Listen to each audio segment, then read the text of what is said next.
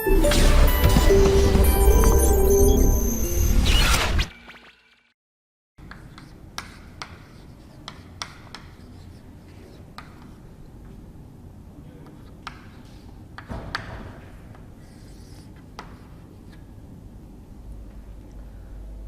का घूर्णन, rotation of mirror.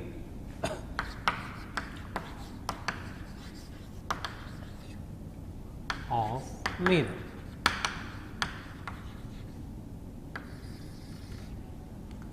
ध्यान देना एक छोटी सी बात है, यह आपका दर्पण है, जैसा कि हम प्रीवियस लेक्चर में पढ़ चुके हैं। यहां से एक आपतित किरण आएगी और ये किरण परावर्तित ऐसे हो जाएगी। ठीक, अब आपने इस दर्पण को थीटा एंगल से रोटेट किया। कितने से किया? थीटा एंगल से। तो आपकी जो परावर्तित किरण है वह कितने एंगल से रोटेट हो गई? 2 थीटा एंगल से रोटेट हो गई। दर्पण रोटेट हुआ थीटा कोण से, तो परावर्तित किरण रोटेट हुई 2 थीटा कोण से। ओके, तो ये आसान सी बात होगी हमारे पास। अब मैं इसी चीज को एक क्वेश्चन के थ्रू लेता हूं। हम जानते हैं कि जो घूर्णन की चाल, कोणीय वेग जो होता है वो कितना होता है? कोणीय वेग ओमेगा बराबर D theta by d T. ये हम सब जानते हैं। दिस इज द कोणीय वेग, ये कोणीय वेग होता है। कोणीय वेग। ओके,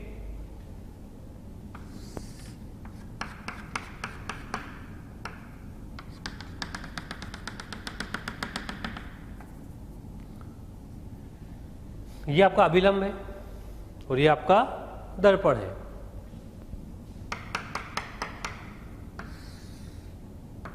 ये आपतित किरण और ये परावर्तित किरण। दर्पण ओमेगा से घूमा। किससे घूमा?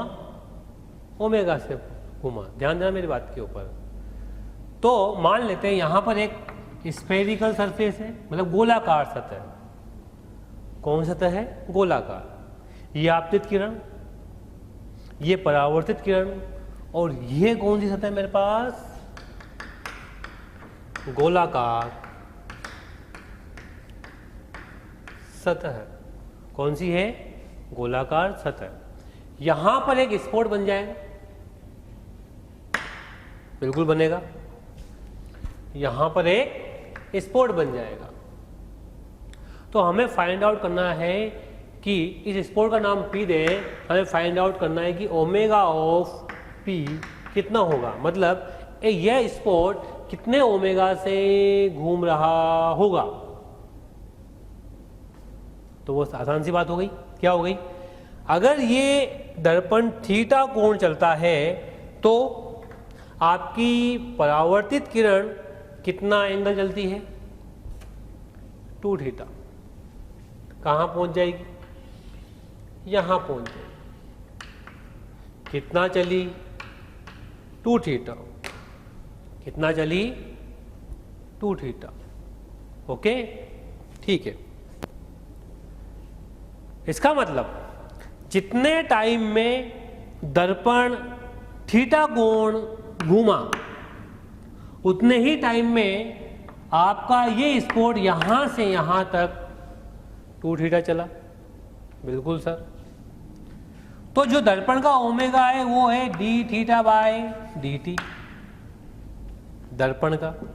और पी का ओमेगा कितना हो जाएगा? P D 2 theta by d T. Done. यहां देख सकते हो आप, 2 बाहर आ जाएगा, d theta by d T, और ये दर्पण का ओमेगा हो जाएगा। तो ओमेगा ऑफ पी बराबर 2 टाइम्स ऑफ ओमेगा ऑफ दर्पण। दर्पण का ओमेगा इस पी बिंदु के ओमेगा से 2 गुना चलेगा। सॉरी, उल्टा हो गया। दर्पण के ओमेगा से, दर्पण के ओमेगा को ट्वाइस करने पर इस P बिंदु का ओमेगा आ जाएगा, मतलब P बिंदु का ओमेगा दर्पण के ओमेगा से 2 गुना तेज चलेगा। आप आराम से कैलकुलेट करके देखिए। कई बार ये क्वेश्चन आया, पूछा गया है कि दर्पण यदि ओमेगा से घूमता है तो ये स्पॉट कितने से घूमेगा, ये बिंदु कितने से घूमेगा, तो कितने से घूमेगा, 2 ओमेगा से घूमेगा। जब कई बार ये पूछा गया है, किसी लीनियर स्पीड के बारे में पूछा गया है, इस पॉइंट P की इस सतह पर लीनियर स्पीड कितनी होगी। मान लेते हैं डिस्टेंस यहां से यहां तक R है, ठीक, R दे दिया।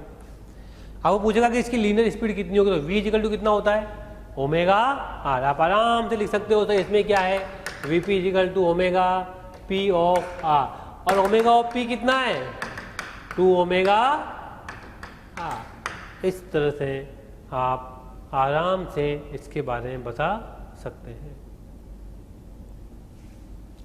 एक और एग्जांपल लेता हूं मैं।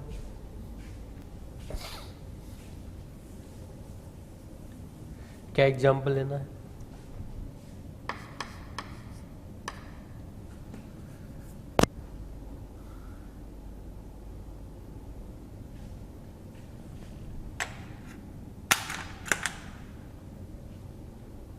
वही वापस सेम, ये आपका दर्पण, ये आपका विलंब, ओके, और ये मेरी आपतित किरण, ये मेरी आपतित किरण, और ये हो जाएगी मेरी परावर्तित किरण। इसके पहले वाले एग्जाम्पल में आपने क्या देखा, यहां पर जो सतह है वो गोलाकार है, लेकिन यहां पर जो सतह ली जाएगी ना बच्चों,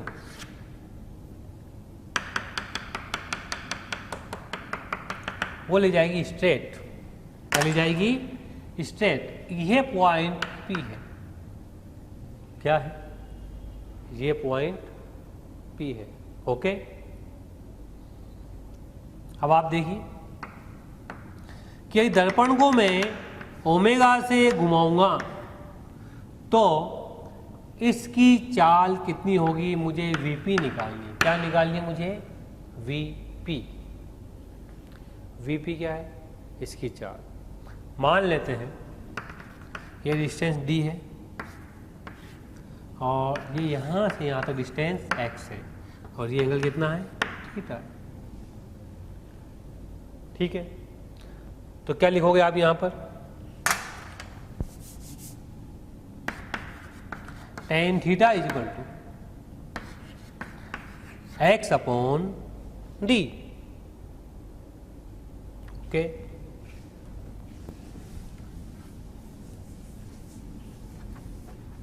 tan theta is equal to x upon d, then the x is equal to d tan theta। ये कितना हो जाएगा, dx अपॉन dt बराबर d, ये कितना हो जाएगा, sec square theta. What is this, the speed of p point, ये हो गया d, सॉरी, और यहाँ पर डिफ्रेंशिएट में हो जाएगा d theta by d t. What is this, this is v,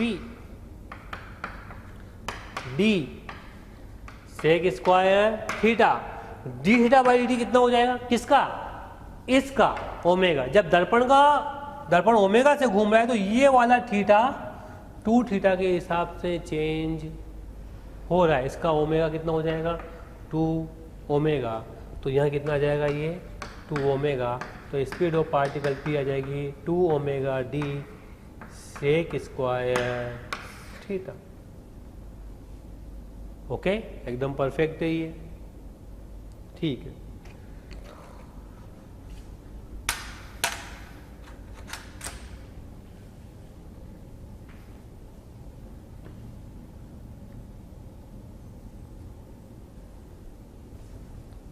आगे बढ़ते हैं।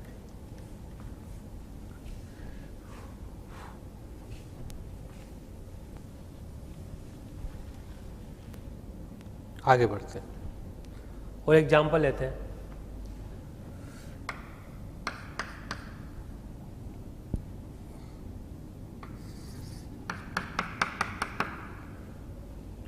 मान लो ये एक रे, छोटे छोटे एग्जाम्पल है, 30 डिग्री, तो आपकी परावर्तित किरण भी कितने पे है? 30 पे। क्वेश्चन ये है परावर्तित किरण को हॉरिजॉन्टल मतलब क्षैतिज करने के लिए दर्पण को कितना घुमाना पड़ेगा? क्वेश्चन ये है परावर्तित किरण को क्षैतिज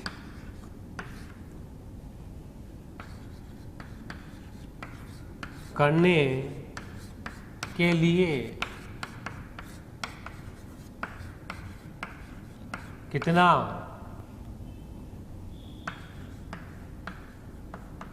घुमाना पड़ेगा? अब देखिए परावर्तित किरण ये है,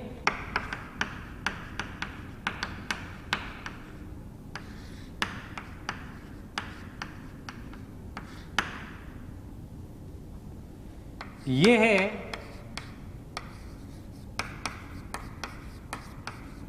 आपतित किरण,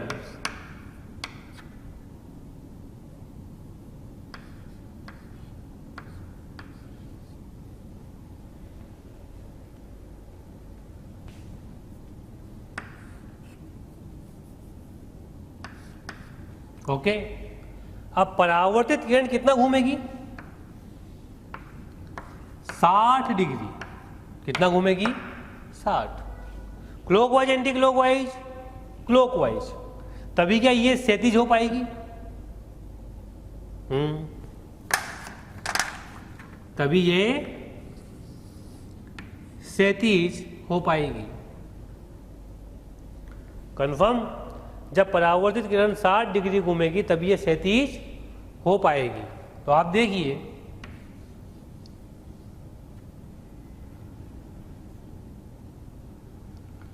ये दर्पण को कितना घुमाना पड़ेगा?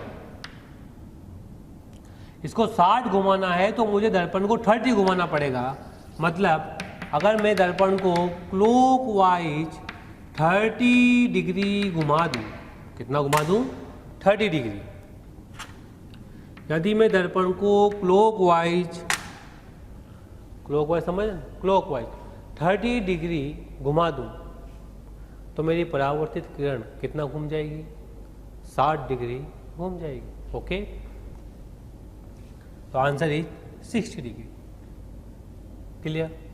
तो इस प्रकार आप कोई सा भी क्वेश्चन कर सकते हैं। इसी क्वेश्चन में यदि वो कहता कि यदि परावर्तित किरण को क्षैतिज नहीं ऊर्ध्वाधर ऊपर करना है, कितना करना है? ऊर्ध्वाधर ऊपर। यहां लिखता हूं मैं, यदि परावर्तित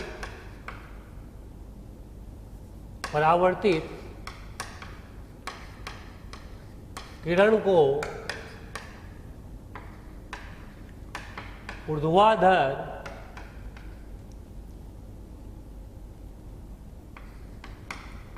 ऊपर करना है तो दर्पण को कितना घुमाना होगा?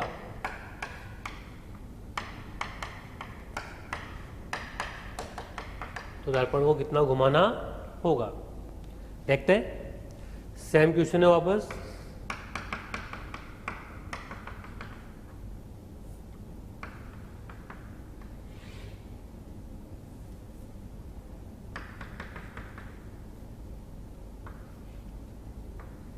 ये 30 डिग्री, ये परावर्तित किरण, ये भी 30 डिग्री। अब देखिए आप, परावर्तित किरण को 30 डिग्री पर है, उसको ऊर्ध्वाधर घुमाना है, मतलब ऊर्ध्वाधर ऊपर करना है। ये यहाँ पर, इसको यहाँ करना है, मतलब इसको कितना घुमाना है? 30, मतलब ये यहाँ आ जाए। ठीक है, ये नई परावर्तित किरण, तो ये कितना घूमी? 30 डिग्री एंटी क्लॉकवाइज, घड़ी की विपरीत दिशा में, तो आपका दर्पण भी कितना घूमेगा? 30 डिग्री, नहीं, दर्पण घुमाना होगा 15 डिग्री। कितना? 15 डिग्री। तो मैंने मात्र दर्पण को घुमा दिया यहाँ से यहाँ तक 15 डिग्री क्लॉकवाइज। कितना घुमा दिया? 15 डिग्री क्लॉकवाइज। घूम गया आपका दर्पण 15 डिग्री क्लॉकवाइज। ओके, इस प्रकार आप आराम से इन क्वेश्चनों के आंसर दे सकते हैं। ठीक, आगे बढ़ते हैं।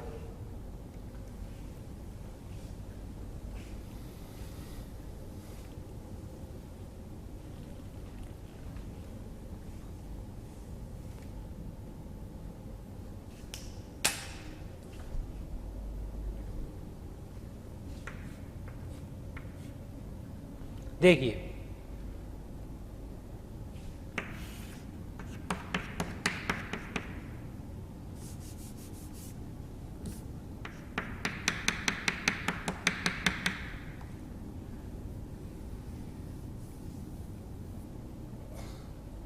ये दर्पण थोड़ा ध्यान देना है यहाँ पर हल्का सा। मैं थोड़ा इसको यहाँ से बनाता हूँ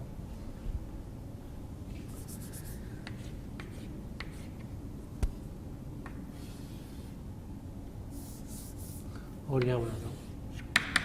ये हमारा दर्पण है और ये है और ये आपतित किरण। आपतित किरण मैंने यहाँ डाल दिया है 40 डिग्री पर। कितने पर? 40 पर। अब यहां पर देखो थोड़े से केस बनेंगे। क्वेश्चन यही होगा वापस अगेन सेम, कि परावर्तित किरण को ऊर्ध्वाधर ऊपर या नीचे करने के लिए दर्पण को कौन कौन से एंगल पर और किस दिशा में, घड़ी की दिशा में या घड़ी के विपरीत दिशा में घुमाया जा सकता है। ठीक है, तो ये आपने मेरी बात सुनी। तो जो आपकी परावर्तित किरण है वो ये है। ठीक, अब ये परावर्तित किरण कितने एंगल पर है बताओ मुझे? 40 डिग्री के एंगल पर है।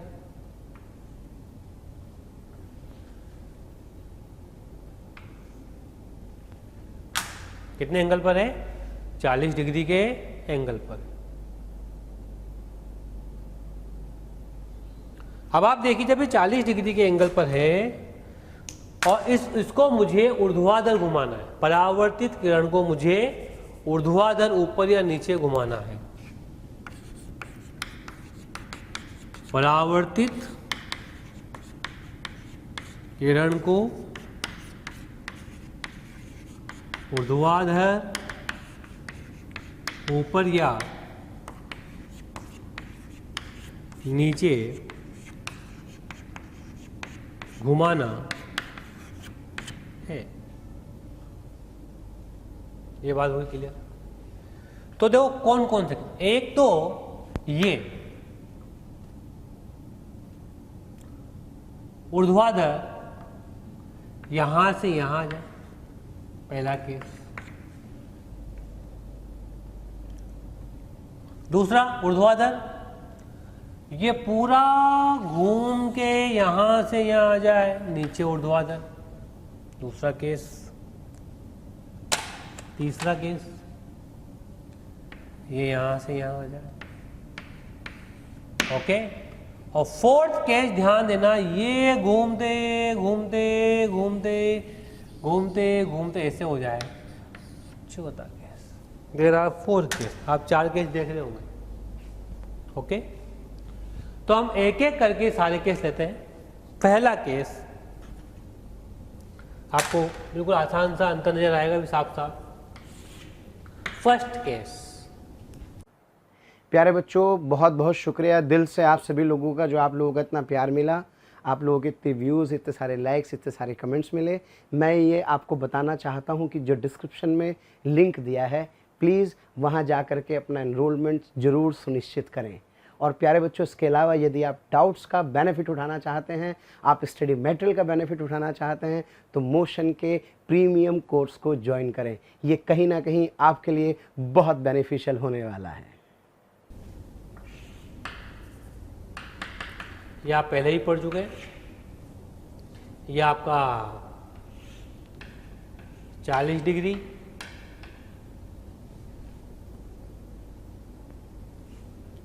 आपतित किरण, ये परावर्तित किरण, ये 40 डिग्री। ओके, इस परावर्तित किरण को यहाँ से यहाँ तक आना है, तो ये ऊर्ध्वाधर ऐसे हो जाएगी,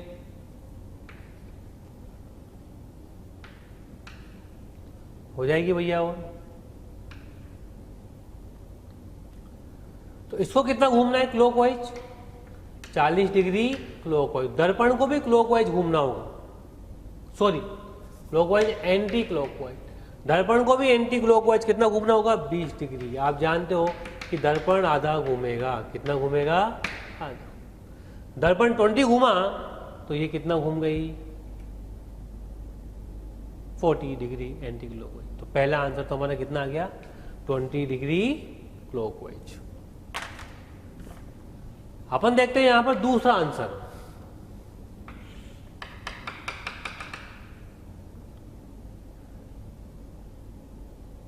दूसरा आंसर को अपन यही बना लेंगे क्योंकि इतना बड़ा नहीं है, यहां बना लेते हैं। ये आपका 40 डिग्री आपतित किरण,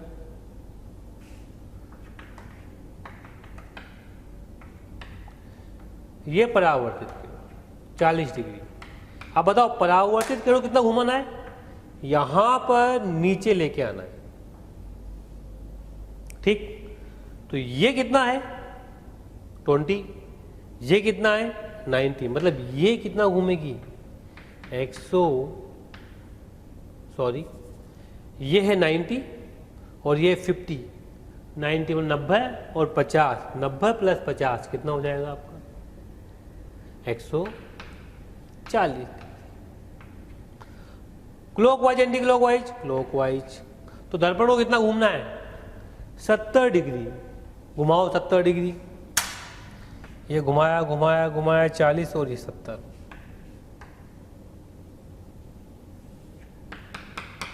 ये घुमा दिया आपने दर्पण को क्लॉकवाइज 70 डिग्री। 70 degree clockwise. क्या समझे आप इसका मतलब? अब आपकी जो परावर्तित किरण है, जो आपकी आपतित किरण है, वो किस भाग पे आ गई? उसके अवशोषक वाले भाग पर आ गई, पीछे वाले भाग पर आ गई। अर्थात यहां पर ये वाला केस पॉसिबल नहीं है। This case is not. क्या दिखाई दे रहा है आपको? क्योंकि आपतित किरण तो वही, लेकिन दर्पण जो है आपका इतना घूमना पड़ेगा इसके लिए, तो ये वाला केस पॉसिबल नहीं है। तीसरा केस,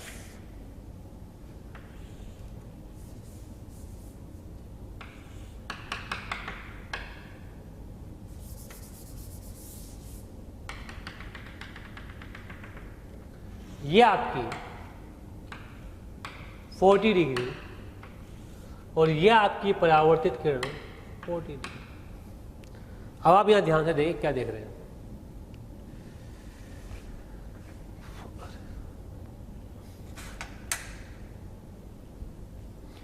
ये वाली जो परावर्तित किरण है ये कितना घूम जाएगी? तीसरा केस कौन सा था हमारे पास? सॉरी, ये हमारा पहला केस हो गया, ये हमारा तीसरा केस हो गया इसके हिसाब से। और अब मेरे पास मैंने कौन सा केस लिया? ये अब मैं ये वाला केस लिया। कौन सा वाला? ये वाला। इस केस को नाम दिया था अपन ने 2। मतलब ये पूरा घूम के कहां आ जाए? यहां आ जाए। तो इसे कितना घूमना पड़ेगा बताओ? 40 40 भाई 50 तो ये घूमना, 180 ये और 50 ये, 50 50 100, 100 180 यानी कि 280 से घूमना पड़ेगा, और वो भी क्या, क्लॉकवाइज। ठीक है, परावर्तित किरण को 280 डिग्री क्लॉकवाइज घूमना पड़ेगा। तो अपना दर्पण को कितना घूमना पड़ेगा, दर्पण को घूमना पड़ेगा हमारे 140 डिग्री क्लॉकवाइज, 140 डिग्री क्लॉकवाइज घुमाते, घुमाओ घुमाओ घुमाओ 90, 90 के बाद 90 30, तो ये यहाँ आ जाएगा। कहाँ आ जाएगा, ये यहाँ पर, ये ऐसे आ जाएगा। दर्पण घूम गया आपका कितना, दर्पण यहाँ से यहाँ तक घूमा, यानी कि 140 डिग्री क्लॉकवाइज। लेकिन प्रॉब्लम क्या हो गई, वापस जो आपकी जो आपतित किरण है वो किस पे गिर रही है, उसके अवशोषक भाग पर गिरना चालू हो जाएगी। ओके, जिसकी वजह से क्या होगा, ये वाला केस पॉसिबल नहीं हो पाएगा। अगला केस क्या है, आखिरी केस, केस नंबर 4।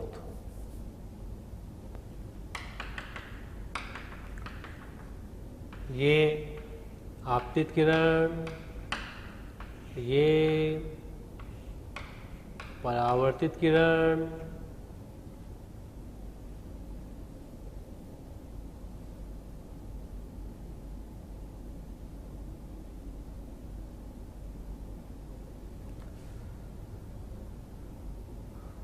और ये वाली घूम के कहाँ आएगी,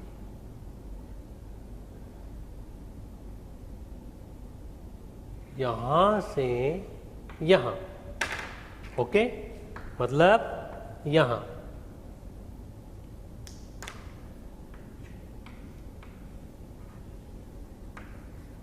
कितना हो गया, ये 180, 180 प्लस 40 यानी कि 220। कितना हो गया बच्चों, ये 220। तो ये कितना एंगल आया, 220 क्लॉकवाइज नहीं, 220 एंटी क्लॉकवाइज। तो दर्पण को कितना घूमना पड़ेगा, 110 एंटी क्लॉकवाइज। तो घुमाओ यहां से यहां तक 90, फिर यहां तक,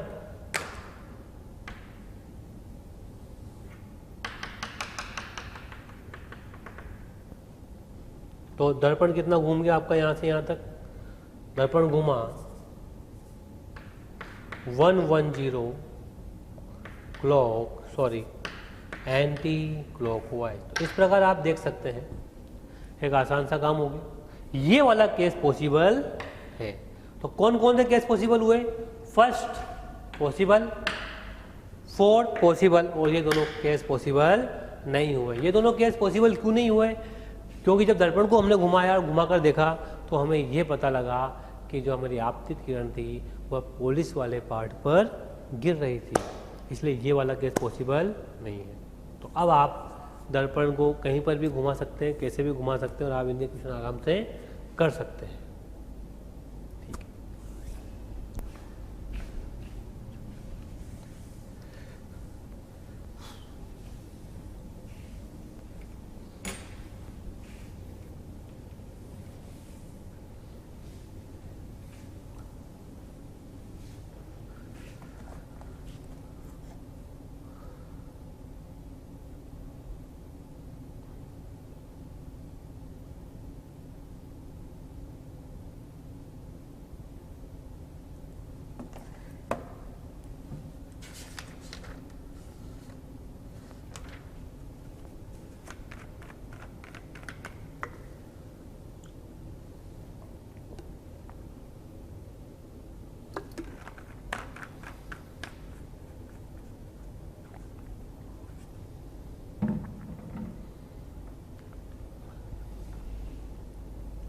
अब आता है आपका आभासी और वास्तविक इमेज के बारे में थोड़ी सी बात करूंगा मैं। आभासी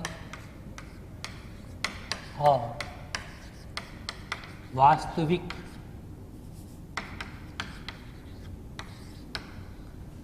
बिंब और प्रतिबिंब, बिंब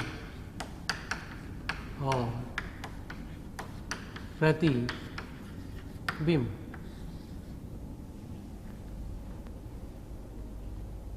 आभासी और वास्तविक बिंब और प्रतिबिंब।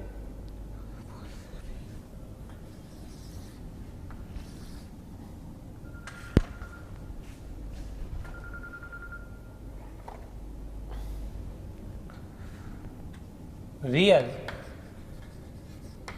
एंड वर्चुअल, थोड़ा वर्ड याद रखें, ये काम आते हैं बहुत सी बार। Real and virtual image and object, object and image. आप सोच रहे होंगे क्या ऑब्जेक्ट भी काल्पनिक हो सकता है, बिंब भी काल्पनिक हो सकता है, और जो प्रतिबिंब है क्या वो भी वास्तविक हो सकता है? बिल्कुल, बिंब काल्पनिक हो सकता है, बिंब वास्तविक हो सकता है, प्रतिबिंब काल्पनिक हो सकता है और प्रतिबिंब वास्तविक हो सकता है। देखिए अब ध्यान से, अब आपको ये समझ में आएगा कि ऑब्जेक्ट हमने किसे माना और इमेज हमने किसे माना। ये आप पहले भी सीख चुके हो, लेकिन फिर भी ये आपका दर्पण है, ये आपका ऑब्जेक्ट, ये वास्तविक ऑब्जेक्ट है। वास्तविक मतलब रियल, और रियल के लिए आप हाल लिख, रियल, कोई दिक्कत नहीं, दिखाई दे रहा है आपको, रियल है। ओके, अब यहां से क्या निकलेगी? आपतित किरण।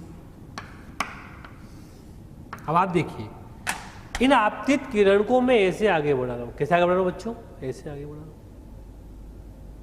ठीक, तो ये आगे आपतित किरण कहीं पर भी नहीं मिल सकती। अगर मैं कहूं कि मैं डॉट डॉट करके भी आगे लेके जाऊं तो भी आगे कहीं पर भी नहीं मिलेगी। तो ये कहां मिलेगी? मैं देख रहा हूं कि ये पीछे की तरफ ये एक ही जगह पर मिली हुई है, यहां पर। ठीक है, इसका मतलब क्या हुआ? जहां पर आपतित किरणें एक दूसरे को काट रही होती है, उस बिंदु को हम वस्तु कहते हैं। ठीक है, उस बिंदु को हम वास्तविक वस्तु कहते हैं, या फिर आपतित किरणों के कटान बिंदु को हम क्या कहते हैं? वस्तु कहते हैं।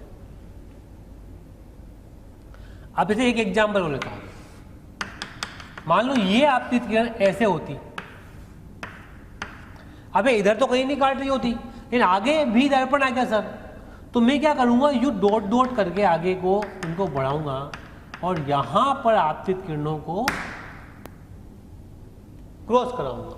तो ये आपतित किरणों का कटान बिंदु है, ये भी ऑब्जेक्ट है। अब इस ऑब्जेक्ट को आपने क्या बोला? काल्पनिक, वर्चुअल। क्या बोला आपने? वर्चुअल या आभासी। क्या बोला आपने? आभासी।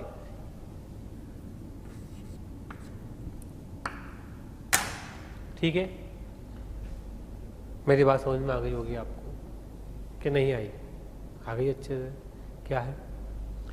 सिंपल सी कहानी है। यदि वास्तव में आपतित किरणें एक दूसरे को काटेगी तो कटान बिंदु क्या कहलाएगा? Real object. और यदि आभास जैसे आभास हो रहा है करती हुई, काट नहीं रही है लेकिन आभास हो रहा है करती हुई, यदि आपतित किरणें एक दूसरे को ऐसे काटे कि वो वास्तविकता में न काटकर उनका आभास हो, तो उस बिंदु को क्या कहते हैं हम लोग? उस बिंदु को कहते हैं हम लोग वर्चुअल बिंब। क्या कहते हैं? वर्चुअल बिंब। तो ये वास्तविक बिंब, वो वर्चुअल बिंब, रियल बोलते हैं। ओके, रियल को हम वास्तविक बोल देते हैं। ओके, और ये क्या है बच्चों? बिंब या ऑब्जेक्ट। और ये भी क्या है? बिंब या ऑब्जेक्ट। तो अब आप हमेशा इस बात का ध्यान रखेंगे कि एक बात तो तय हो गई। क्या तय हो गई? कि जहां पर आपतित किरण एक दूसरे को काटे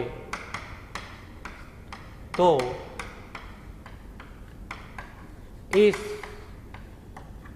बिंदु को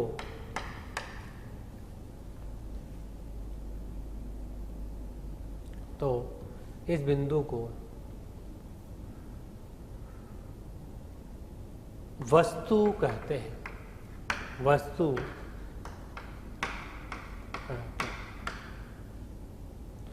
या आपतित किरणों के कटान बिंदु को, बिल्कुल सिंपल सा आपतित किरणों के कटान। अब इसमें दो अलग अलग बातें हो गई। यदि वास्तव में काटे तो वास्तविक वस्तु,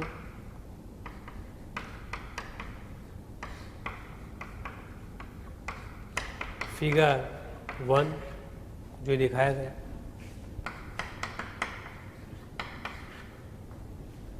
और एक फिगर 2। और यदि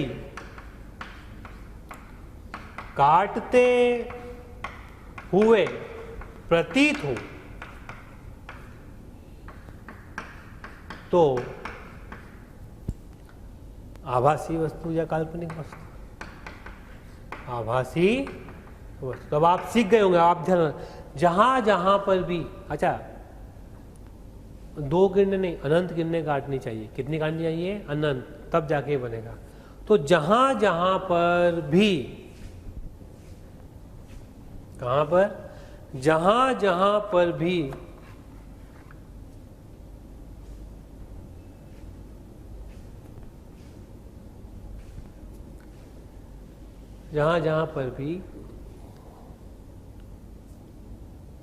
आपतित किरण, मतलब पूरी ऑप्टिक्स की बात चल रही है अभी, यही नहीं, आगे भी जब भी आएगा। ये बहुत ज़्यादा इंपॉर्टेंट है, अभी तक इतना ही पढ़ा है उसके अंदर में, सबसे ज़्यादा इंपॉर्टेंट है।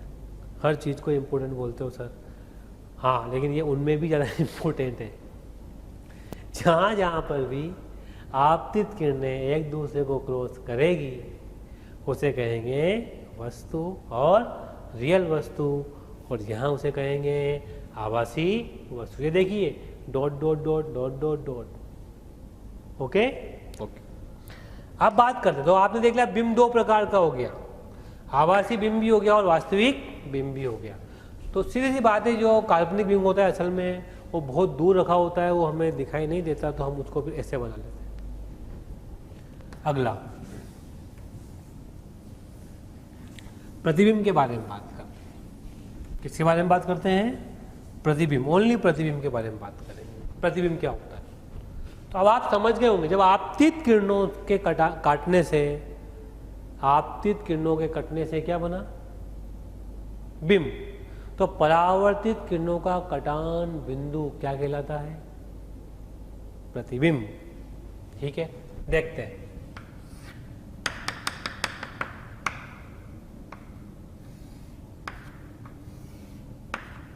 ये वस्तु,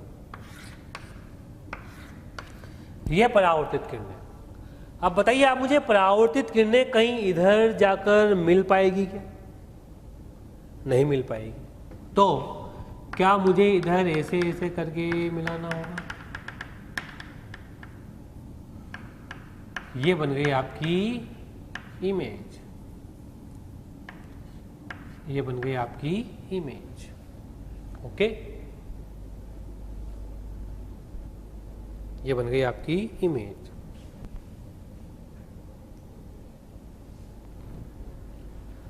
डन एकदम से, ये बन गई आपकी इमेज। क्या किया आपने कि परावर्तित किरणों को आपने यहां पर क्रॉस करवाया। क्या करवाया बच्चों? क्रॉस। देखिए परावर्तित किरणें अपने आप क्रॉस नहीं कर पाएगी इधर, ये आपने करवाई, इसलिए ये जो प्रतिबिंब है ये कौन सा बनेगा? आभासी प्रतिबिंब, आभासी प्रतिबिंब। और आई किसके लिए बताया मैंने? इमेज, इमेज बन गया आभासी प्रतिबिंब।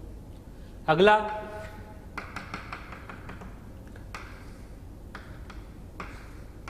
अब देखिए बहुत ध्यान से बताइए मुझे आप, परावर्तित किरण इधर आएगी, एक यहां आएगी, अभी अभी परावर्तित किरणें एक दूसरे को यहां क्रॉस कर रही है, तो इसे क्या बोलेंगे हम लोग?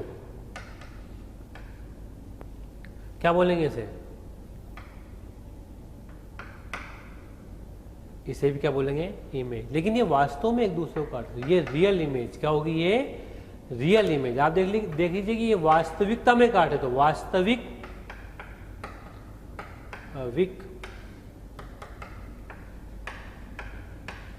प्रतिबिंब, वास्तविक प्रतिबिंब। तो क्या डेफिनेशन हो गई?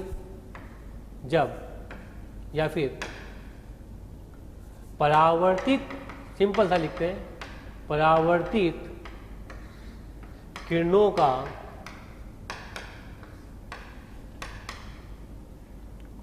कटान बिंदु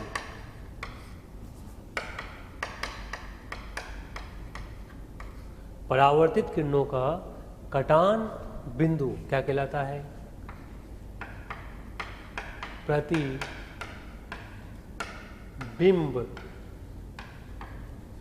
कहलाता है। परावर्तित किरणों का कटान बिंदु प्रतिबिंब कहलाता है। ओके, पहला फर्स्ट, फिगर फर्स्ट की बात करते हैं। ये फिगर 2। तो क्या हो गया आपका? यदि परावर्तित किरणें एक दूसरे को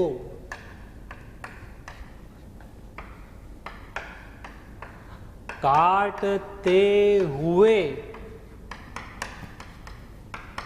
प्रतीत हो, काटते हुए प्रतीत हो, तो प्रतिबिंब, तो प्रतिबिंब आभासी होगा, तो प्रतिबिंब आभासी होगा। हसरते दिल में दबाने से क्या होगा? सिर्फ एक बार होठ हिलाकर तो देखो, और सिमट आएगा आसमां आगोश में तुम्हारे, चाहत की बाहें फैलाकर तो देखो, और निगाहों से निगाहें मिलाकर तो देखो, नए लोगों से रिश्ता बनाकर तो देखो। हालांकि प्यारे बच्चों, अब हम आप नए नहीं हैं, बहुत दिनों से आपका हमारा कांटेक्ट हो चुका है। मेरा आपसे यही कहना है कि प्लीज़ सब्सक्राइब करें, और जो हमारा बेल आइकन है प्यारे बच्चों, उसको हिट करें, क्योंकि कहीं ना कहीं जो रिक्वेस्ट आप लोगों के हमें मिलती हैं कमेंट्स के माध्यम से, उसमें हम ये चाहते हैं कि जो भी आपकी रिक्वेस्ट आ रही है उनको अपडेट करें। जो टॉपिक आपके छूट गए हैं वो टॉपिक आपको कहीं ना कहीं जरूर दें। तो वो टॉपिक आपको प्रोवाइड करने के लिए आपको इन्फॉर्मेशन कैसे कहीं ना कहीं मिले, तो आपको किसी से पूछने की जरूरत नहीं है, just to subscribe the channel. Okay, subscribe करें और बेल आइकन को हिट करें। Thank you. दूसरा,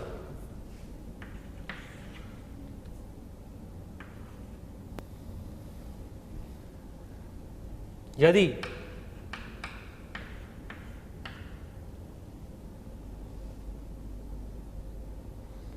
परावर्तित किरणें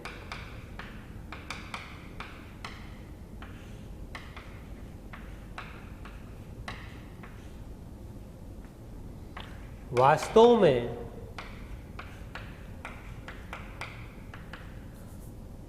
काटे तो बिंदु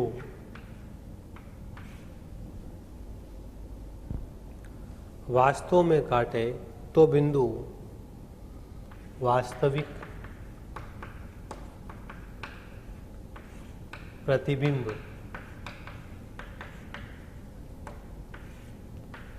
होगा। ओके, ये आपने देखा। इस तरह से वास्तविक प्रतिबिंब, आभासी प्रतिबिंब की परिभाषा हमने परावर्तित किरणों के काटने से दी है। तो जब भी परावर्तित किरणें काटेगी आभासी प्रतिबिंब, जब भी परावर्तित किरणें काटेगी तो प्रतिबिंब, और जब भी आपतित किरणें काटेगी तो बिंब बनेगा आपका। आभासी कैसे और वास्तविक कैसे, उसकी परिभाषा हम यहाँ पर दे चुके हैं और ये हम लिख भी चुके हैं। ओके, आगे बढ़ते हैं। अब हम नया टॉपिक लेंगे, number of images.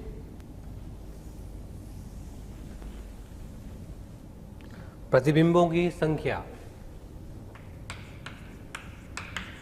Numbers of image. Okay, प्रतिबिंबों की संख्या की संख्या कि कितने प्रतिबिंब बनेंगे। आपने कई बार देखा होगा कि आपके कहीं आप दुकानों पे जाते होंगे या कहीं और जाते होंगे तो आपने देखा होगा कि 2 प्रतिबिंब बन रहे हैं, 3 बन रहे हैं, कहीं 4 बन रहे हैं, कहीं 5 बन रहे हैं, कहीं बहुत सारे प्रतिबिंब बन रहे हैं। तो हमें यहाँ देखना है कि प्रतिबिंबों की संख्या किस प्रकार से हम लोग निकाल सकते हैं। ठीक है, प्रतिबिंबों की संख्या हम लोग किस प्रकार से निकाल सकते हैं।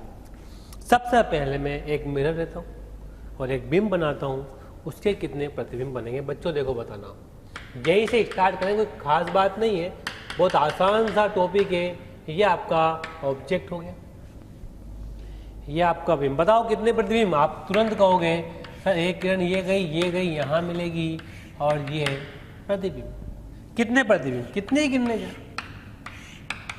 कितनी ही जाए, क्या एक ही प्रतिबिंब बनेगा। सिंपल सी बात है, परपेंडिकुलर डिस्टेंस x है तो यहाँ पर भी x और x पर एक प्रतिबिंब बनेगा। तो नंबर ऑफ प्रतिबिंबों की संख्या कितनी हो जाएगी, 1। नंबर ऑफ इमेज कितनी हो जाएगी आपकी, 1। नंबर ऑफ इमेज कितनी हो जाएगी आपकी, 1। ओके, अगला एग्जांपल लेते हैं अपन। क्या कि मान लो इस मिरर को आपने इस तरह से 2 भागों में काट दिया। अब कितने प्रतिबिंब बनेंगे, 2 या 1। कई बच्चों के दिमाग में बात आ रही है कि 2 बनेंगे, एक नीचे वाले से और एक ऊपर वाले से। लेकिन नहीं बच्चों, 1 ही बनेगा। ध्यान से देख कैसे कि इससे जो इसकी परपेंडिकुलर डिस्टेंस x है, इस मिरर से ऊपर वाले से भी वही है, तो जितनी भी रे जाएगी परावर्तित किरणें होकर वहीं से वापस आ जाएगी। तो अभी भी कितना प्रतिबिंब बनेगा, 1। दर्पण की जिस मिरर से परपेंडिकुलर डिस्टेंस, दर्पण की वस्तु से परपेंडिकुलर डिस्टेंस सेम रहेगी, लंबवत दूरी सेम रहेगी, तो प्रतिबिंबों की संख्या भी सेम रहेगी। जैसे मान लो ये, अब मैं बहुत सारे इसके काट देता हूँ। अब कितने मिरर हो गए, 1 2 3 4 5 6, बहुत सारे मिरर हो गए। अब आप देखिए, लेकिन हर मिरर से जो परपेंडिकुलर डिस्टेंस है वस्तु की वो सेम है। इसका मतलब जो इमेज बनेगी वो भी एक ही बनेगी, क्योंकि जब रे जाएगी पलट के तो वो वहीं पर आएगी। आप ध्यान से देख सकते हैं।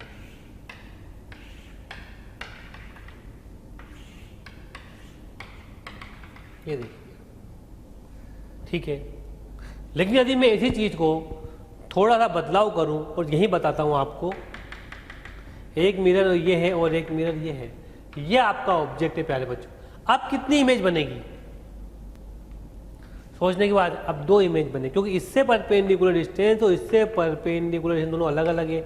इससे जो इमेज बनेगी वो यहाँ कहीं बन जाएगी और इससे जो इमेज बनेगी वो यहाँ पर कहीं बन जाएगी, I1 और ये I2। देखा आप लोगों ने। आप कहोगे एक रे से इमेज आप 2 रे भेज दो, वो वहीं जाके आएगी, और ये यहाँ भेजोगे तो भी वो ज्योमेट्री से वहीं जाएगी, ऑब्जेक्ट के सामने पहली इमेज और फिर दूसरी इमेज। इसका मतलब क्या हुआ, यदि दर्पण आगे पीछे है तो इमेज 2 हो जाएगी, और दर्पण पैरेलल में लगे हुए हैं सारे के सारे ही, चाहे दर्पण अलग अलग हो तब भी इमेज क्या बनेगी, एक ही बनेगी। हो गया आसान सा काम ये तो। ठीक, अब आगे बढ़ते हैं इसके अंदर।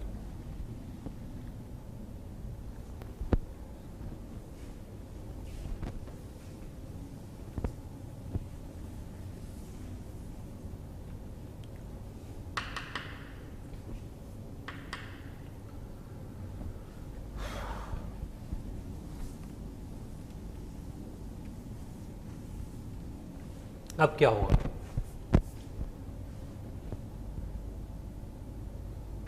देखना ध्यान से।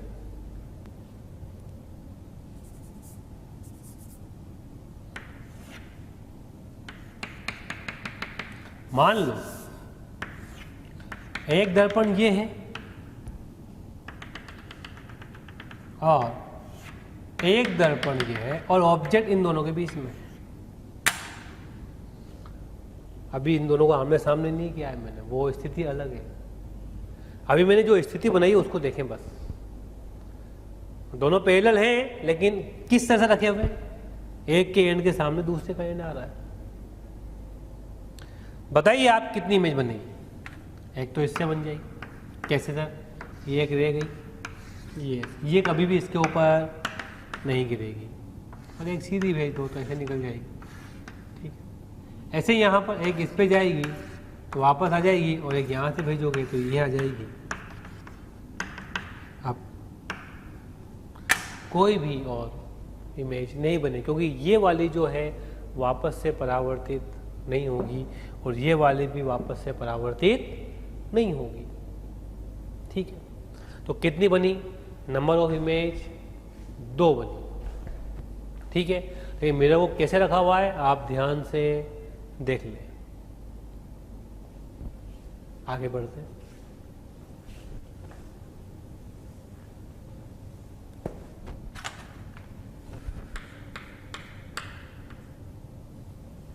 आगे देखते हैं, आगे क्या देखते हैं।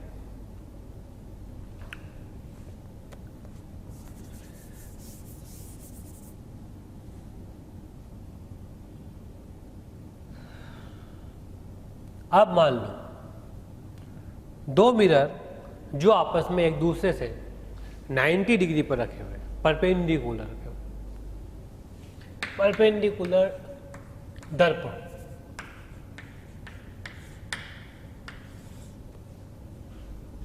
ओके,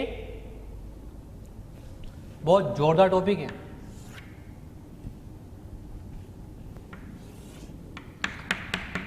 पूरी तरह समझने की कोशिश करना। ये ऑब्जेक्ट है, ठीक है, बहुत बढ़िया टॉपिक है, अच्छे समझने की कोशिश करना है इसको। ये ऑब्जेक्ट, अब आप देखिए कितनी इमेज बनेगी। आपको तुरंत लग रहा होगा सर 2,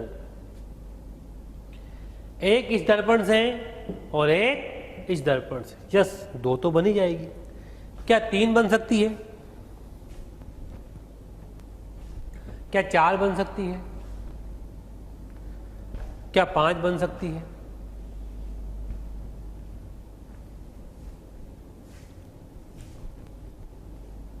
नहीं, ये चेक करना है हमें। कैसे चेक करेंगे, देखिए मैं इमेज बनाता हूं। एक इमेज, एक रे ये गई और एक रे ये। आप देख सकते हैं पहली इमेज I1 यहां बनेगी, दूसरी रे ऐसे गई, एक ऐसे गई यहां, ये बनेगी I2। क्या बनेगी, I2। तो 2 इमेज बन गई, I1 एंड I2। डन बच्चों, I1 एंड I2 2 इमेज बन गई।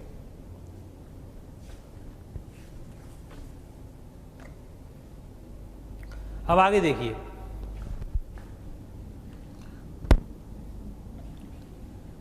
क्या 3 इमेज बन सकती है?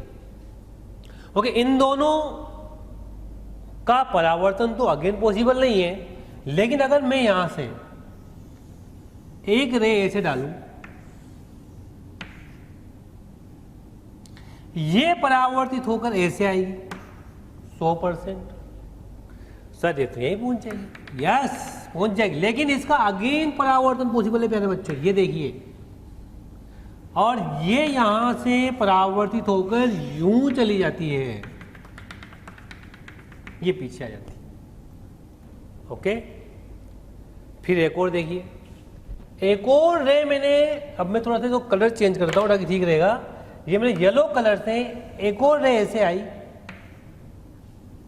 यहां से ऐसे परावर्तित हुई और ये यहां तो आएगी आएगी, और यहां से ये यूं चली जाएगी और पीछे आएगी। तो ये दोनों रे जो परावर्तित हुई यहां मिलेगी, तो यहां पर बनेगी मेरी तीसरी इमेज I3। बहुत ध्यान से देखें आप, जो तीसरी इमेज बनी, जो पहली इमेज बनी थी वो पहले परावर्तन की वजह से बनी, जो ये इमेज बनी ये दूसरे परावर्तन की वजह से बनी, और ये जो इमेज बनी वो दो परावर्तन के बाद बनी। एक ये, फिर एक दूसरा परावर्तन, दोनों परावर्तन से पीछे किरणों को मिलाया, तब क्या बनी?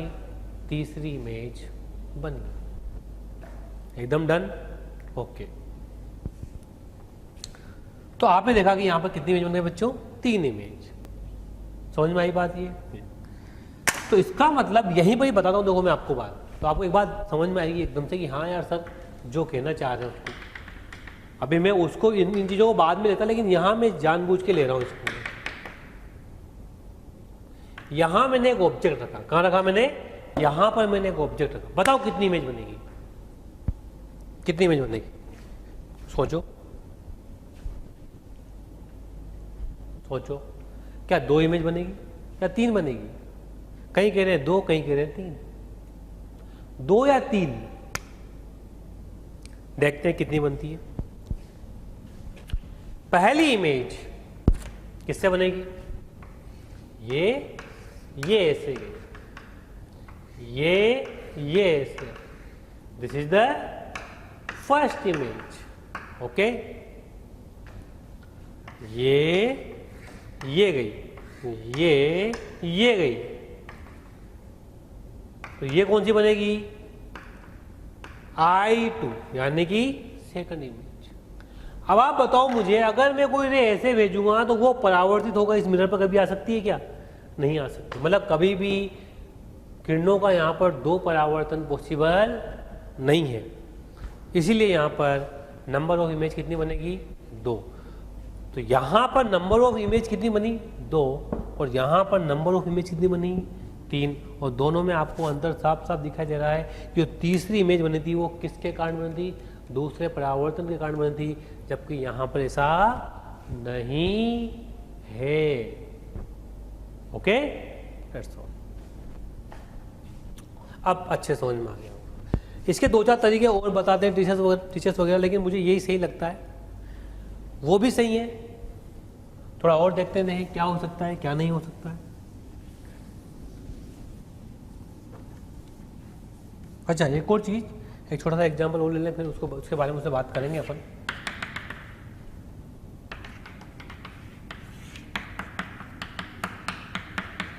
ये दर्पण है हमारा, ये हमारा ऑब्जेक्ट है। क्या है ये? हमारा ऑब्जेक्ट।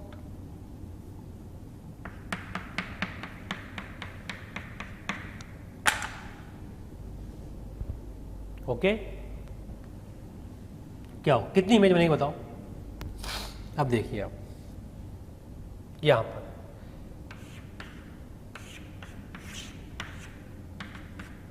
ये फर्स्ट इमेज,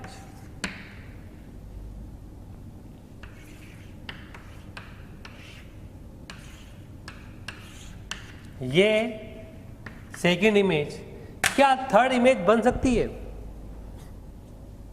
इस पे गिरने वाली किरणें कभी भी परावर्तित होकर इस पर नहीं आएगी, कभी नहीं आएगी, ठीक। लेकिन इस पे गिरने वाली यहां पर जा सकती है और जाएगी। जैसे मान लो ये एक किरण है, ये यहां पर यूं चली गई, मैं डायग्राम बना रहा हूं ध्यान। तो ये एक इमेज, एक और भेज दूं, ये यहां और ये यहां, ये दोनों को मिलाई और ये आपकी यहां पर थर्ड इमेज बन गई। फर्स्ट इमेज, सेकंड इमेज और थर्ड इमेज कैसे बनी? आपको साफ साफ दिखाई दे रहा होगा कि दूसरे परावर्तन की वजह से जो इमेज बनी उसे हम लोग थर्ड इमेज कहते हैं। Okay, done. आगे बढ़ते हैं। अब क्लियर हो गया होगा आपको अच्छे से कि हाँ यार, जब दूसरी इमेज बनेगी तो दूसरे परावर्तन पे, तीसरी इमेज बनेगी तो तीसरा परावर्तन, फोर्थ इमेज बनेगी तो फोर्थ परावर्तन। जितने ज़्यादा परावर्तन होते जाएंगे उतनी ही ज़्यादा नंबर ऑफ इमेजेस हमारी बढ़ती चली जाएगी। ओके,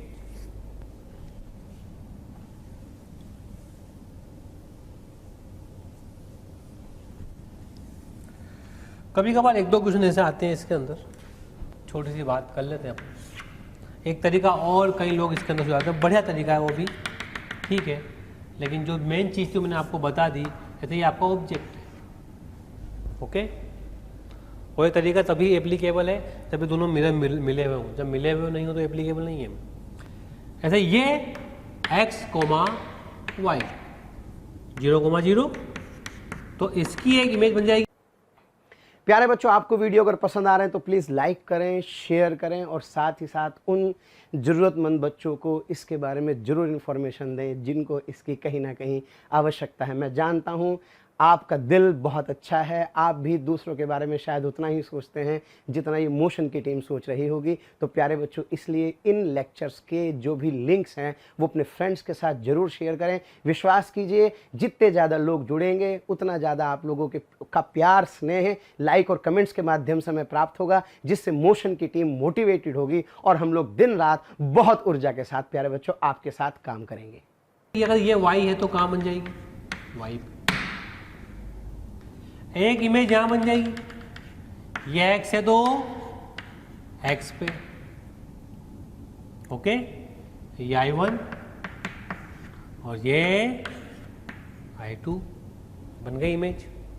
तीसरा क्या होगा? इस मिरर को एक्सटेंड करो। क्या करो? एक्सटेंड करो। तो इस इमेज की, इस मिरर में एक और इमेज बनेगी, वो x डिस्टेंस है तो x डिस्टेंस वाली बनेगी, बन जाएगी। और जब इस मिरर को एक्सटेंड करोगे तो ये जो डिस्टेंस है y, तो इसके जस्ट परपेंडिकुलर एक और इमेज बनेगी यहाँ पर y, और ये इमेज जो है कोइंसाइड हो जाएगी और ये आपकी कहलाएगी थर्ड इमेज। क्या कहलाएगी? थर्ड। तो ये पहली इमेज, ये दूसरी इमेज और ये तीसरी इमेज। आपने ध्यान से देखा क्या किया मैंने? पहली दूसरा आराम से बन गई, तो तीसरी इमेज है वो कोइंसाइड कर रही है। जब मैंने मिरर्स को आगे बढ़ाया, जब मैं इस मिरर्स को आगे बढ़ाऊंगा तो देखूंगा कि यार इस इमेज की एक इमेज यहाँ बनी, और इसको बढ़ाऊंगा तो इस इमेज की एक इमेज यहाँ बनेगी और ये कोइंसाइड कर जाएगा। क्लियर? अब एक जो बहुत शानदार चीज़ है कि यार ये डिस्टेंस कितनी, √x² + y²। तो ये भी कितना है? रेडियस है, √x² + y²। ये भी सेम है और ये भी सेम, तो चारों है इमेज प्लस ऑब्जेक्ट। ये एक सर्कल पर लाई कर रहे हैं। पूछा गया क्वेश्चन है किस पर लाई करते हैं? ये एक सर्कल पर लाई करते हैं। किस पर लाई करते हैं? ये सब एक सर्कल पर लाई करेंगे। ओके, कर गए सर्कल पर लाई, डन, एकदम से परफेक्ट। और आपने देखा कि किस तरह से इमेज बनती है, और ये जो इमेज बनाने का तरीका है तभी एप्लीकेबल है जब ये दोनों मिले होंगे। अभी अभी आपने थोड़ी देर पहले देखा था कि जब ये मिरर मिले हुए नहीं थे तो हमारे पास दो ही इमेज आई थी। ध्यान आ रहा होगा पहले वाला एग्जाम्पल आपको। तो ये यहाँ पर नंबर ऑफ इमेज बनाने का एक अच्छा सा तरीका आपने देख लिया, और बहुत सारे क्वेश्चन मैंने आपको इसमें बताए। अब चलते हैं कि यदि जो ये है, जो मिरर्स है, ये 90 डिग्री पर है। अब अपन दोनों मिरर्स को पैरेलल एक दूसरे के सामने, समानांतर एक दूसरे के सामने रखते हैं। क्या रखते हैं? समानांतर एक दूसरे के सामने। एक और चीज इसके अंदर, यही दर्पण समानांतर एक दूसरे के सामने रखे हुए हों और वस्तु उनके बीच में रखी हुई हो। यदि दर्पण एक दूसरे के समानांतर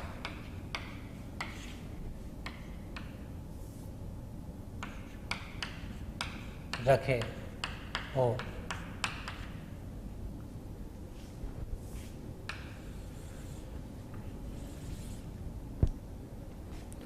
दर्पण एक दूसरे के समानांतर हो, तब क्या होगा, तब कितनी इमेज बनेगी? ये एक दर्पण और एक दर्पण ये, और यहां पर एक बीच में वस्तु रखी हुई। ठीक बच्चों, तो बताइए कितनी इमेज बनेगी? 2, ओनली 2 या ज्यादा? 2 या ज्यादा?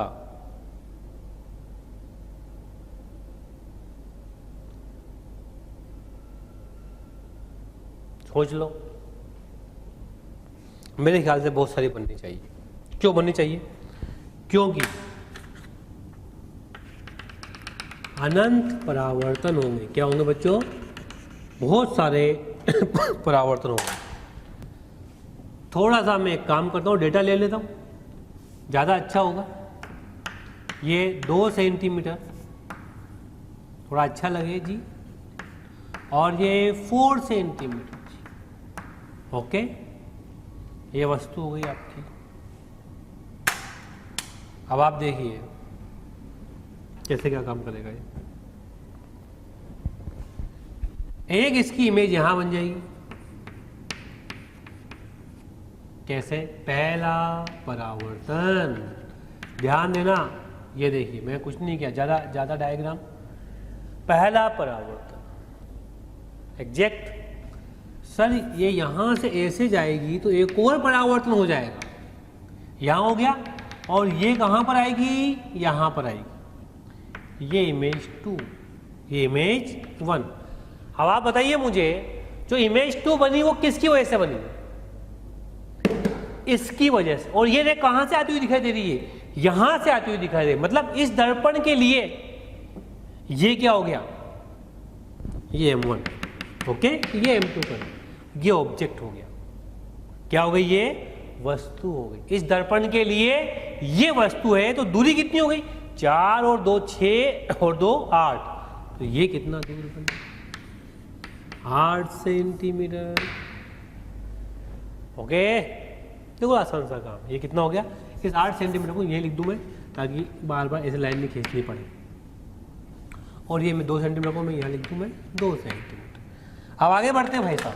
क्या कि सर फिर तो एक और परावर्तन पॉसिबल है? यस, एक और परावर्तन पॉसिबल है। ये अब ये कहां आएगी? ये यहां आएगी। ये इमेज तीसरी बनी। क्या बनी? ये 3rd इमेज। आप ध्यान देखें कि इस दर्पण के लिए ये हो गई आपकी वस्तु, तो 8 और 4 12 और 2 14, ये कितना हो गया? 14 सेंटीमीटर। कहाँ बनी है? फिर ऐसे मल्टीपल रिफ्लेक्शन है। अच्छा, कई कहेंगे सर मिरर ही खत्म हो जाएगा। ऐसा नहीं है, ये मैंने थोड़ा ऊपर बनाया दिखाने के लिए, बिल्कुल करीब से जाएगा।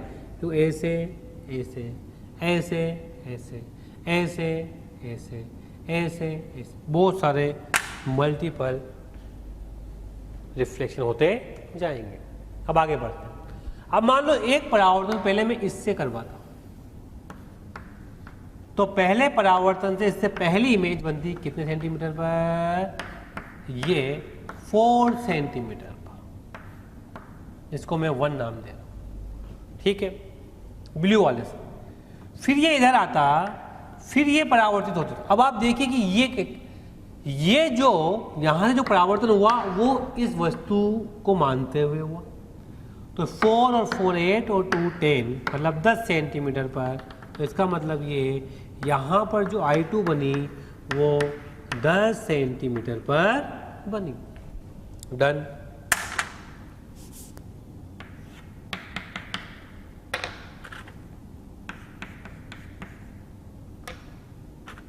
ये यहाँ आ गई।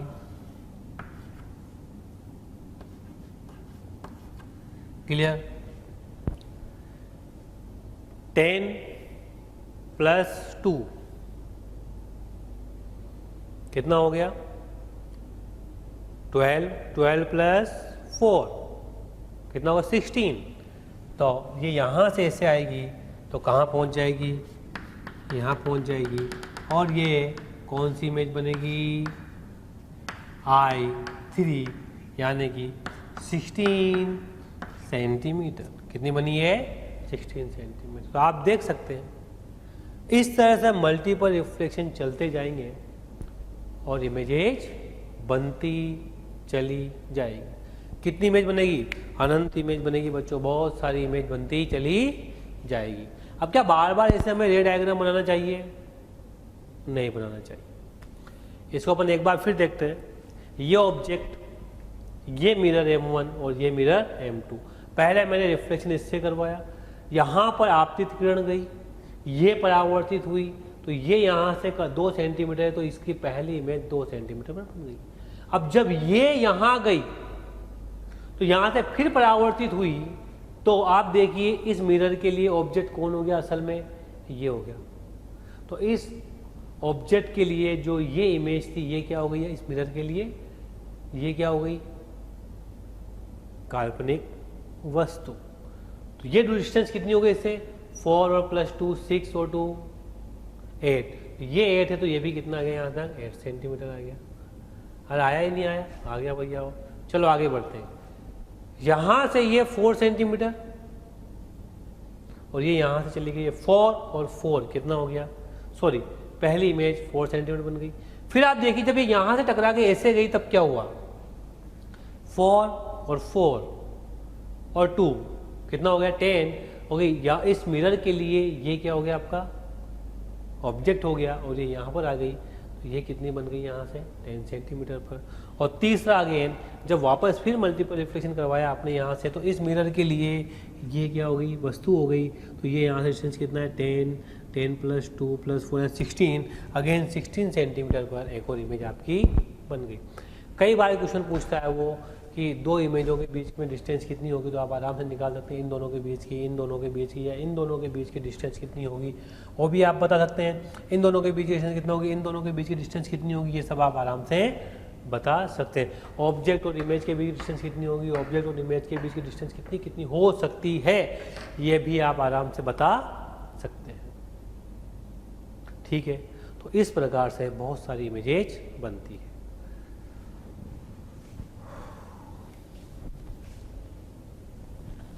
अब एक और 2 मिनट के लिए मैं आपको देता हूँ, देखिए बनाइए कैसे बनाते हैं।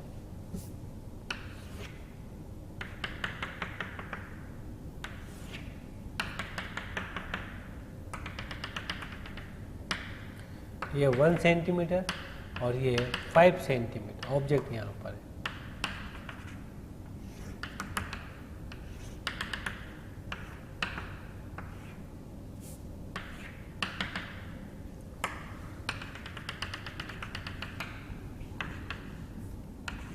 बनाइए कितनी इमेज बनेगी, हो गया होगा, देखते हैं। पहला ये 1 सेंटीमीटर, मैं पहले रे डायग्राम बना रहा हूँ वापस। रे डायग्राम की आपकी प्रैक्टिस होनी चाहिए। सर ये जाएगी और ये यहाँ बन जाएगी 1 सेंटीमीटर। ओके, अब ये 1, ये इसके लिए क्या हो गया ऑब्जेक्ट, 1 और 1 2 और 5 7, मतलब कहाँ बन जाएगी 7 सेंटीमीटर पर यहाँ बन जाएगी। Okay done. ये यहाँ आ गया, ये यूं चला जाएगा। आप ध्यान से देखिए कि इसके लिए ये क्या होगा इमेज 7, कहाँ से यहाँ 7 सेंटीमीटर, 7 और +5 12 + 1 13, तो ये कितना हो गया आपका 13 सेंटीमीटर। सॉरी ये इमेज नाम दो, ये 1 ये 2 और ये 3, यही बनाया होगा आप लोगों ने। और भी इमेज ऐसा बनती जाएगी, छोड़ें अभी अपन। यहां से बनाओ, ये कहाँ बन गई एक, अरे ये पहले 5 सेंटीमीटर बन जाएगी, फिर ये यहाँ से रिफ्लेक्ट होकर ऐसे जाएगी, तो कहाँ बन जाएगी देखो 5 5 10 और 1 11, तो यहाँ कहीं बन जाएगी, तो ये I2 यानी कि 11 सेंटीमीटर पर, और इस प्रकार से वापस से ये कहीं ना कहीं यहाँ पर आ जाएगी। तो इस प्रकार नंबर ऑफ इमेजेज आराम से बनती चली जाएगी। आप बना सकते हैं। अब ये रे डायग्राम बार बार बना रहे हो आप, तो आप रे डायग्राम मत बनाएं, आप आराम से वैसे ही बना सकते हैं। एक एग्जाम्पल लेता हूँ, बताता हूँ मैं आपको कि बिना रे डायग्राम के भी इसको कैसे बनाया जा सकता है।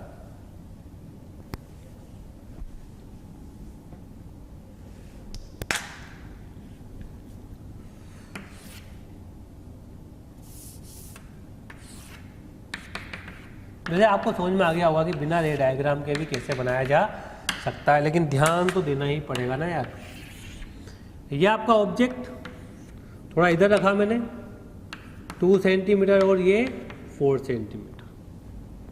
कुछ और डेटा ले लो, अगर पहले ले चुके हैं तो ये 4 सेंटीमीटर ले लो और ये 6 सेंटीमीटर। कई बच्चे कह रहे होंगे पहले भी ले चुके हो आप ही।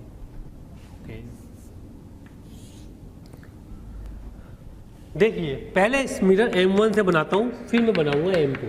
M1 से पहले ये फर्स्ट इमेज बनेगी, बताओ कितने सेंटीमीटर पर? 4 सेंटीमीटर। ओके, कहाँ बनेगी? 4 सेंटीमीटर। फिर कहाँ बनेगी? इससे बनेगी कहाँ पर? यहाँ पर 4 और 4 8 और 6 14, यानी कि अब ये दूसरी इमेज बनेगी 14 सेंटीमीटर।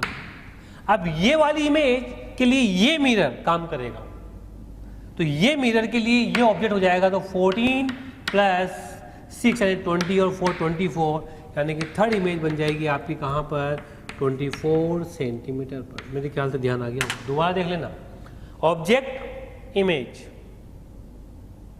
4 सेंटीमीटर 4। अब ये इमेज इस मिरर के लिए ऑब्जेक्ट का काम करेगी, तो ये कितना हो गया आपका? पूरा जो 4 4 6 14 सेंटीमीटर पर। अब ये इमेज इस मिरर के लिए ऑब्जेक्ट का काम करेगी, तो कितना हो गया? 14 प्लस 6 प्लस 4, यानी कि 24 सेंटीमीटर यहाँ पर एक इमेज बन गई। अब और आगे चलते हैं। इस ऑब्जेक्ट से यहाँ पर एक इमेज बन जाएगी 6 सेंटीमीटर पर, इसमें कोई परेशानी नहीं किसी को। अब ये इमेज इसके लिए क्या काम करेगी? ऑब्जेक्ट का काम करेगी, तो 6 और 6 कितना हो गया आपका? 12 प्लस 4 यानी 16, यानी कि 16 सेंटीमीटर पर दूसरी इमेज बनेगी। ओके, अब ये इमेज इस मिरर के लिए किसका काम करेगी? ये इस मिरर के लिए किसका काम करेगी? वस्तु का काम करेगी। तो क्या हो जाएगा आपका? ये हो जाएगा, ये कितने पे आई थी आपकी यहाँ पर? 16 सेंटीमीटर आई थी शायद, हाँ 16 सेंटीमीटर। 16 प्लस 10 यानी कि 26, तो कहाँ पहुँच जाएगी यहाँ पर? I3 26 सेंटीमीटर के ऊपर आपकी इमेज बन जाएगी। तो आपने देखा कि आप बिना उसके आराम से जल्दबाजी में जल्दी भी इमेज बना सकते हैं। तो इस प्रकार नंबर ऑफ इमेज बनती चली जाती है। अब कितने क्वेश्चन है आप आराम से कर लेंगे बच्चों, ठीक है। सॉरी,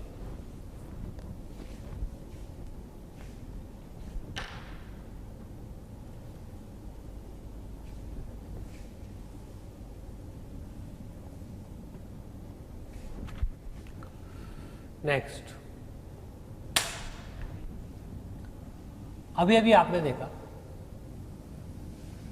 समांतर दर्पण को आपने परपेंडिकुलर रखा, आपने समानांतर रखा। अब हम दोनों मिरर को किसी एंगल पर रखते हैं, थीटा एंगल पर।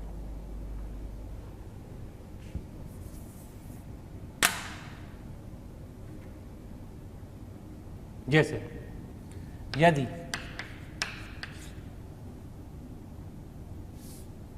समतल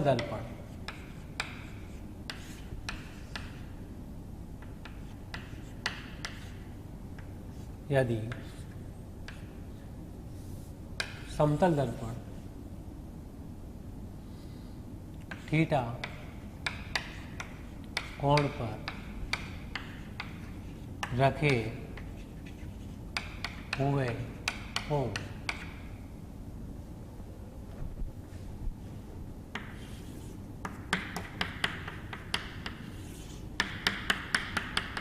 ये एंगल अब नंबर ऑफ इमेज कितनी बनेगी? इसमें आसान सा तरीका भी है, लेकिन पहले देखते हैं कि नंबर ऑफ इमेज कितनी बनेगी और कैसे बनेगी। क्या 2 तो बनेगी, क्या 2 ज़्यादा बनेगी? 3 बन सकती है, 4 बन सकती है, 5 बन सकती है। आप देखिए नंबर ऑफ परावर्तन कितने हो रहे हैं, यहाँ पर परावर्तनों की संख्या कितनी है, बहुत ज़्यादा है। यहाँ तो कितने ही परावर्तन हो सकते हैं सर।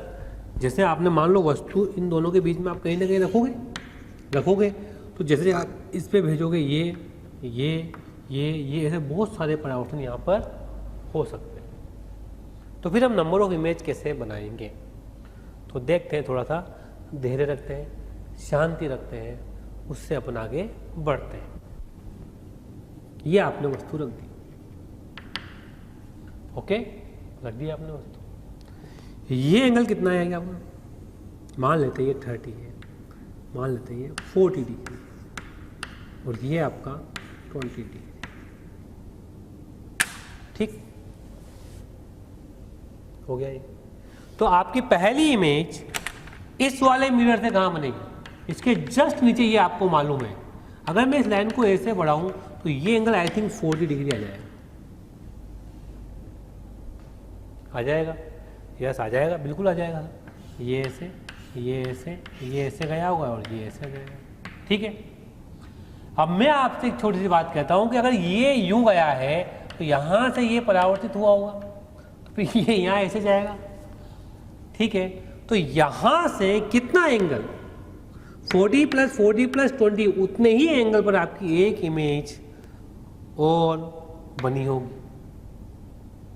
और यदि मैं ऊपर वाले को देखूं तो कि सर यहाँ पर ऐसे और ऐसे, और यहाँ पर 20 है, तो 20 डिग्री पर इससे परपेंडिकुलर डिस्टेंस पर एक इमेज और बन गई होगी। ये 1, ये 2 इस दर्पण से।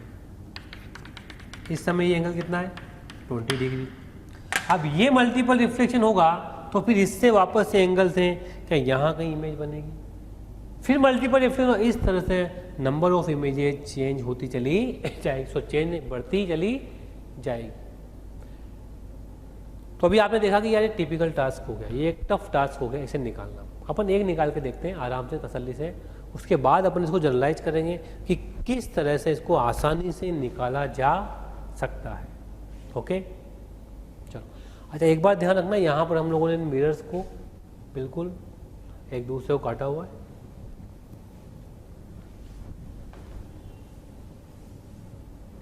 ऐसे रखा हुआ।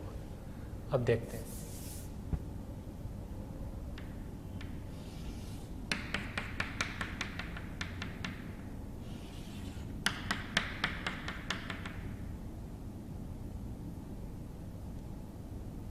ये मिरर, ये 60 डिग्री, और ये मेरा ऑब्जेक्ट, ये 30 मैंने बिल्कुल बीच में रखा है। थोड़ा सा आसान डाटा लिए हैं देखिए, बना के देखते हैं कितनी बनती है। ओके बच्चों, बना के देखते हैं कितनी बनती है।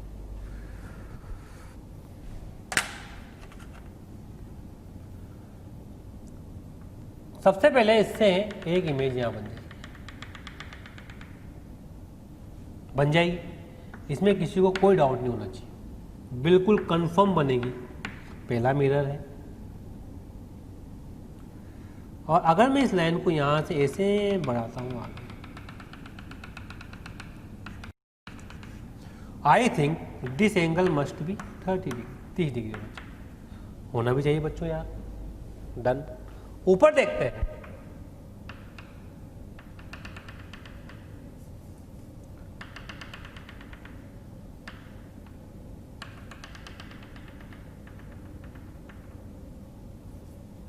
ये 30, तो अब आप देख सकते हैं यदि मैं इस लाइन को ऐसे बढ़ाऊं तो दिस एंगल विल बी 30। तो मेरी इमेज कहाँ बनेगी? यहाँ बनेगी दूसरी। ओके, कंफर्म है? आप देख सकते हैं इससे 30 है तो इससे 30 है, इससे 30 ये तो इससे 30 ये, लेकिन इससे ये 90 हो गया। आप देख सकते हैं 60 + 30 90 में सीधा आ जाएगा। बन गई सही I1 और I2। अब आप देखो, अभी थोड़ी देर पहले मैंने आपको बताया था इन मिरर्स को मैं आगे बढ़ा सकता हूँ। इस मिरर को मैंने आगे बढ़ाया, ये ठीक है। मैं डॉटेड लाइन नहीं बनाकर मैं ऐसे बढ़ा रहा हूँ। ये इस मिरर को मैंने आगे बढ़ाया, ओके। तो इस मिरर के लिए ये क्या हो गया, ऑब्जेक्ट, इसकी जस्ट एक इमेज नीचे बन जाएगी, डेट इज I3, ओके। क्या बन जाएगी, I3। और एक और चीज बताता हूं मैं आपको, यदि मैं इस मिरर को आगे बढ़ाता हूं तो इसके लिए ये मिरर एक इमेज बना देगा इस ऑब्जेक्ट की, वो जस्ट इसके यहां I1 I2 I3 I1 I2 I3 और ये होगी I4। डन बच्चों, यहाँ एकदम क्लियर बात है। अब मैं आगे बढ़ता हूं कि सर यार इससे, इस मिरर से वापस इसकी एक इमेज बन जाएगी यहां पर। आप देखिए ये एंगल 30 है, तो ये कितना हो जाएगा 60, तो ये कितना हो जाएगा आपका, सॉरी ये कितना हो जाएगा 30। तो यहां पर एक इमेज बन जाएगी, है ना, ये वाली। इसको मैं आगे बढ़ाऊं तो ये भी 30 है, क्योंकि 30 था, I5। और इससे वापस इसकी एक और इमेज बन जाएगी यहां पर,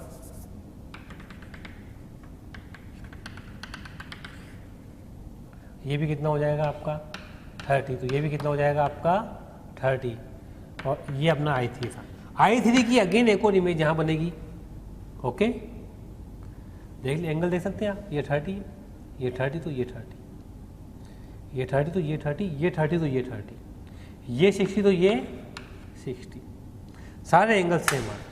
इस मिरर से ये ऑब्जेक्ट है तो ये इमेज 30 30, इस मिरर से ये ऑब्जेक्ट है तो ये इमेज 30 30, सारे के सारे एंगल आपने देख लिए। अब कोई भी और इमेज बनने वाली नहीं, पूरा राउंड लगा लिया हम लोगों ने, पूरा राउंड। अब आप देखिए कि जो जितनी भी इमेज बनी है वो सब एक सर्कल में बनती है, ऐसे। ऑब्जेक्ट को भी ले लें, बिल्कुल ये सब सर्कल में ही बनेगी ये। तो कितनी इमेज हो गई आपकी, थोड़ा सा डायग्राम चलेगा अपना। कितनी इमेज हो गई अपनी, 1 2 3 4 5, कितनी इमेज होगी 5। अब बार बार आप ऐसे तो नहीं बनाएंगे इमेज, क्योंकि बार बार ऐसे बनाने का मतलब है अपना सारा का सारा टाइम खराब कर दे, ठीक है। हम ऐसे ना बनाकर कैसे बनाएंगे, तो हमारे पास एक ट्रिक है, उस ट्रिक से हम लोग आंसर निकाल लेंगे। वो ट्रिक क्या है वो समझते हैं।